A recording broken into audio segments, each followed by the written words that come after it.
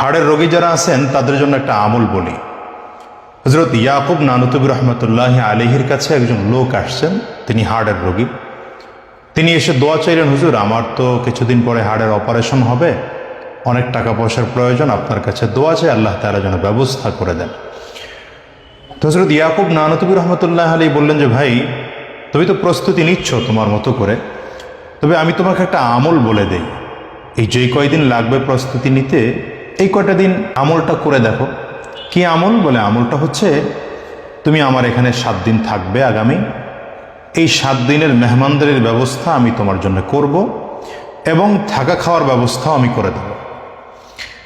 তুমি প্রতিদিন 5 ওয়াক্ত ফরজ নামাজের পরে বুকের এই ঠিক এখানে হাত রেখে এরপরে দোয়া করবে, ইয়া কবিয়ুল কাদিরুল মুক্তাদিরু কওয়িনি ওয়া কলবি, ইয়া কবিয়ুল কাদিরুল মুক্তাদিরু কওয়িনি ওয়া কলবি।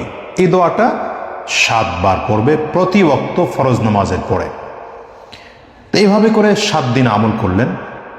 7 দিন পরে লোকটা এসে বলছেন, হুজুর আমার কাছে মনে হচ্ছে যে আমার হাড়ের কোনো অসুবিধা নেই।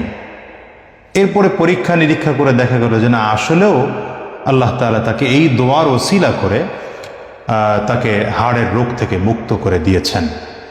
তো এটা কোরআন হাদিসের কোনো আমল না, বাকি আমাদের মুরব্বীদের, বড়দের, আকাবেরিনদের কিছু কিছু আমল আছে যে আমলগুলোর মাধ্যমে দেখা যায় যে আল্লাহ তাআলা অনেক রোগকে মুক্ত করে দেন। তো আমরা যারা হার্টের রোগী আছি আমরা এই আমলটা করতে পারি, আল্লাহ তাআলা এই কারণে সুস্থ করে দিতে পারেন। আর যারা সুস্থ আছি আমরা যদি আমলটা করি, আশা রাখতে পারি আল্লাহ তাআলা এই দোয়ার ওসিলায় আল্লাহ হয়তো আমাদেরকে হার্টের রোগ থেকে মুক্ত রাখতে পারেন।